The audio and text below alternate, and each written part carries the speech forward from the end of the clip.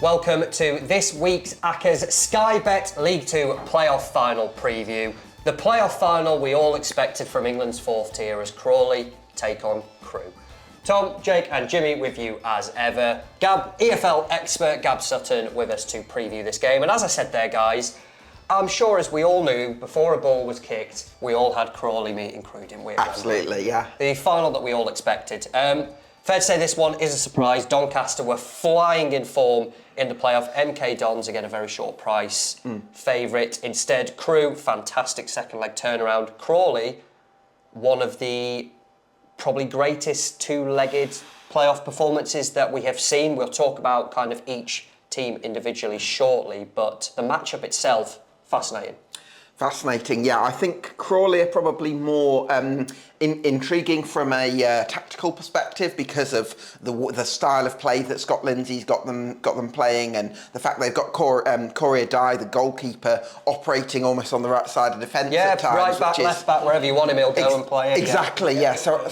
So I think that that adds a real element of intrigue to the tactical side of things. But then I think from the mental side of things, I think Crewe are the most intriguing because of every single challenge that's come their way this season. They've come back and they've fought through it. And I think that speaks volumes to Lee Bell's adaptability and his ability to respond to challenges. Lee Bell mentioned, nicely takes me over to Jimmy, who is a big fan. We will talk about these teams individually a bit more shortly, but remarkable that they're here. Absolutely remarkable. I think they've got a lower end League 2 budget, and as you say, Gab, several times I remember having a slump. I'm just looking now, pretending I remember. Just before the Christmas period, they massively fell off in the new year, and then going into the playoffs, their form was absolutely woeful. And I remember us recording, was it the Thursday before the second legs, and we were like, "Yep, Donny, get Donny on side." Absolute. Basically, I wonder if how they're gonna get on in the final, and then they've absolutely crumbled. And I think that's credit to Crewe, but what a turnaround from the first leg to the second, and I'm excited to see how they do in the final in what is going to be a compelling clash of styles. Absolutely. That's a nice way to sign off. I know what you're all thinking. Shut up about your opinions. Tell me some data, please, because that's what we're all here for. Stop commenting. You want more data, please. Jake, these two. Does it back up the opinion in terms of these two sides being in the final? Absolutely not, no. I mean, we had, in the League 1 playoffs, we got the 4th and 5th best team based on the data. In League 2, we've got the 18th and the 11th best team, according to the data. Crawley, 18th this season, according to expected goals. Crewe, 11th. All data needs to go. A disgrace, 18th. Yeah, 16th best team in terms of attacking numbers, 19th best defence, Crawley. So they've really ridden the luck to get into anywhere near the playoff positions. And I think that does kind of paint a picture that if they were to go up, they could well get absolutely smacked if they carry on playing the same way and come straight back down. Dagger to my heart. And it'd be the same with Crewe. I mean, Crewe, they've shown a little bit more, especially defensively. They've been a bit more solid. But yeah, the data doesn't paint a pretty picture. And you mentioned the Crewe turnaround. Based on the data in that second leg, the expected goals figure was 0.3 to Crewe and 0.98 to Doncaster. That's just in 90 minutes. So the fact that they won that game 2-0 was deserved win. Does the Football League know? Yeah, the Football League. Crewe didn't win they the just chose XG to battle. ignore it. Yeah. No, there's probably somewhere in the rules actually that completely nullifies that. Well, I've heard that's actually a tiebreaker rather than going to extra time for the playoff final. Let's not waste time to the excitement of penalties. Let's look at the spreadsheet on Excel. You've got it. I backed Crawley at 7-2 to get relegated, and I backed them to finish bottom. Am I an idiot, or was the general consensus, right? Crawley, the expectation was struggle, off the field madness really that goes into it. This is the absolute romance of football, Tom, that Crawley have been able to make the playoffs, having been written off by me included. Where did you have them, Gab? 24th. There you go. I think they lost a lot of key players last summer. A lot of the recruitment was from non-league and not even just from the National League necessarily. But Scott Lindsay's done such a good job, and whenever I've been lucky enough to come across him in the game, he's such a kind person who makes time for people, and I think that's really showing in his man management qualities. But as a tactician, he's produced some really innovative ideas. So listen, Scott Lindsay's done a wonderful job for Crawley this season. You don't kind of want to use the phrase, I don't know what the correct word is, not like a cast-off type thing, but players who have kind of found their home a bit at Crawley, right? That there's been stories, and it's not worked elsewhere, Lindsay included. And now they've got this group together, and suddenly they're 90 minutes away from League One. Yeah, I mean, I think with Scott Lindsay, I think his coaching history is actually a little bit sort of a bit of a red herring, if you like, because I think there's certain circumstances that we probably don't have the time to go into. But I think what's really impressive is the form of Danilo Orsi, because it didn't work for him at this level with Harrogate, probably not with Grimsby either. But the style of play that Crawley play means that he's this sort of nippy striker that gets about and sort of snuffs out opportunities. The style of play definitely works for him. So Danilo Orsi's been great. I'm a massive fan of Clyde Lolos as well, breaking forward. Will Wright's had a great season too. Liam Kelly in midfield with the way he controls things. So I think they've got a really good core of players, Crawley. So absolutely all credit to the Reds. Jim Rod, they are 4 to 7 in my notes to get promoted. Too short for you, Crawley, do you think? Considering that if you backed it a couple of days after League Two had finished, about a week before the semi-finals, you'd get 13 to 2 on them to get promoted. I'm so conflicted in this game because you'd like to think the Wembley pitch is going to suit Crawley, as is the weather. If it's going to be a bit toasty. Have we got a weather Crew map? just takes You looked up the weather, or you just... I ain't looked up the Gambling. weather. I ain't looked up anything. London's humid, Wembley's compact. I have actually looked at the May, weather. Hot. 20 degrees, chance of rain. But Crew... Suddenly balls in Crew's court now. Yeah. Yep. Having been rained. Carry on. No, but Crew have shown time and time again with some of their results against the big boys that I don't know what it is, but they just seem to relish the occasion of a big occasion. I mean, do you remember the 2 legs against Derby in the Cup? Sure. And then they went there and beat them 3-1 Derby and finished second in the league above. The way this is priced, it just makes me really... If it was priced as a coin toss, I'd be thinking I probably wouldn't be that interested in Crew, but because Crew are such outsiders, I think they're worth a nibble. Do you know what I mean? Crew won both regular season games, didn't they? Face value, correct? Absolutely, Based on what everything else said? Yeah, I definitely think it should be priced closer than what the market has got it. I do think there's value in Crew. The 2 games, they played in October and February, so they're quite a long time ago, but the way Crew just limited Crawley so well. 0.9 XG in the first game, 0.3 in the second game, kept a clean sheet in that one. They won both, as you said. The only doubt around Crewe is just the way they finished the season. I know they did that good turnaround at Doncaster, but they absolutely fell over the line. I think what's really interesting about Crewe is they've had an absolute glut of injuries, and if you'd told me before the season that Crewe would have the injury crisis they've had this season, I would have had them as a relegation candidate because I didn't think that their squad would be deep enough. But Lee Bell's just got this ability to just flip things around, and he almost thrives with these challenges of players getting injured, and you've got to come up with a new plan really quickly. And I think that's a massively attractive part of his managerial sort of repertoire. And that's how Crewe have been able to just continuously battle for these results, and Mickey Dimitri at the back's been absolutely outstanding.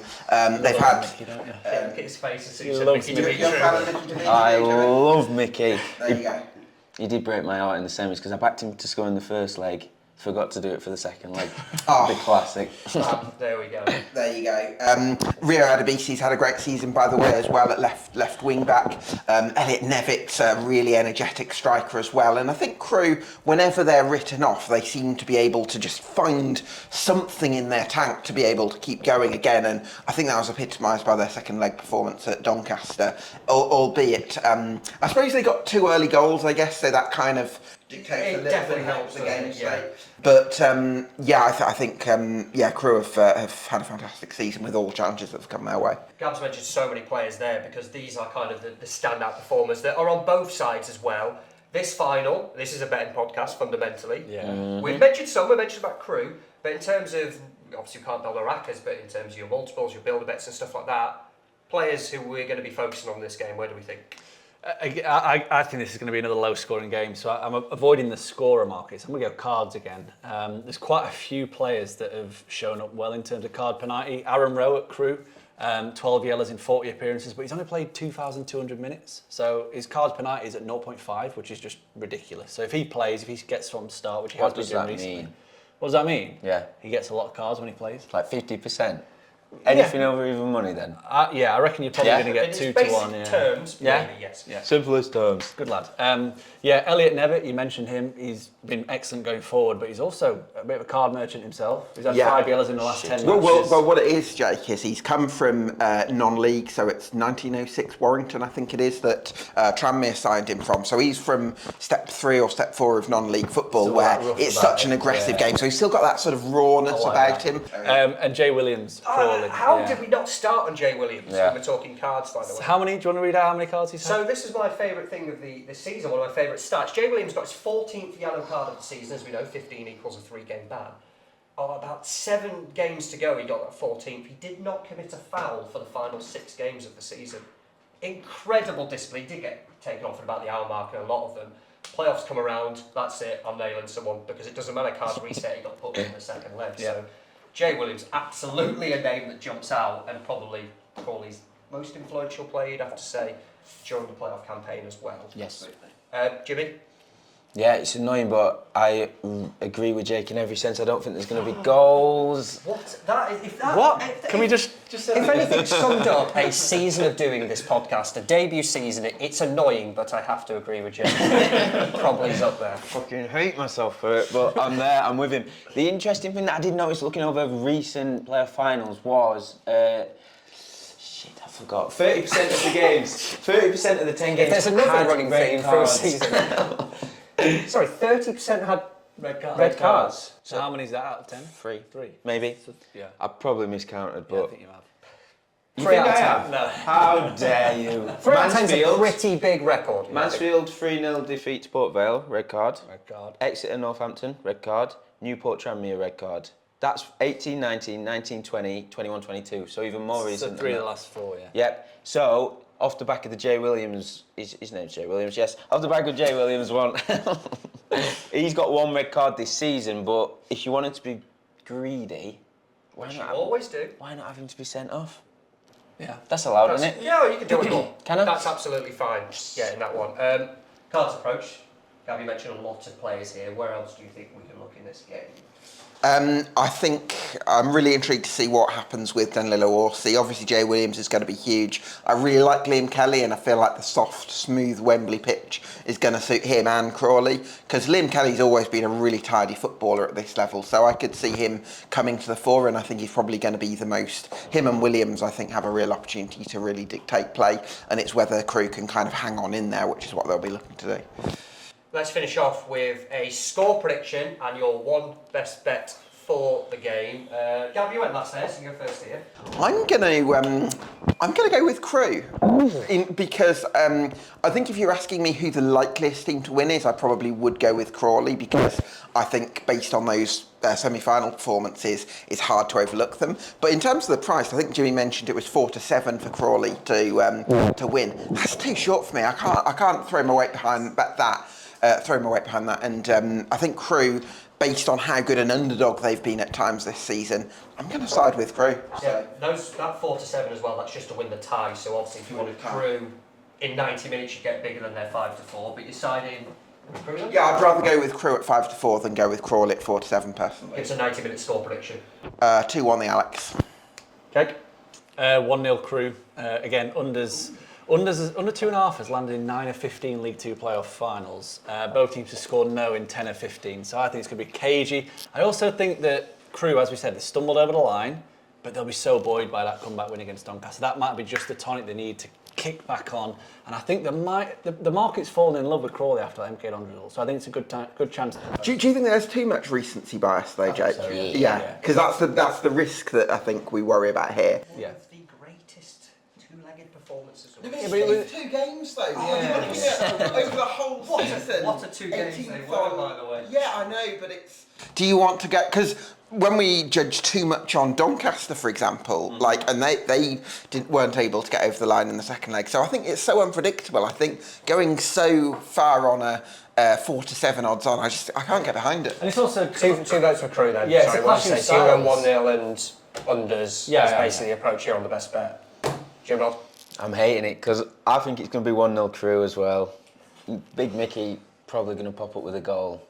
And best bet, just going to fuck it, Jay Williams red card. I'm going to go. You know what? I'm just going to go against everything I've heard there. I'm going to go 3-2 Crawley. 3-2 Jay Williams card on this one. I don't care for data. I don't care for what the facts say. I'm just picturing myself, Sunday 1 o'clock, sun's out. Shh, actually, I'm working. No cans, because I know bosses are watching. And I'm just going to enjoy it for an entertaining game. That is our Sky Bet League 2 playoff preview. The producer is throwing a pen at me because we have shirts on the table here. And I was meant to promote these at the start. If you're listening on the podcast, there are shirts here. You can win them by heading over to our TikTok page, social media, find out how to enter and get a chance, to hang these up in your house and show them off. Good luck to Crawley, good luck to Crewe as well. And if you are having a bet, remember to keep it fun. Please gamble responsibly.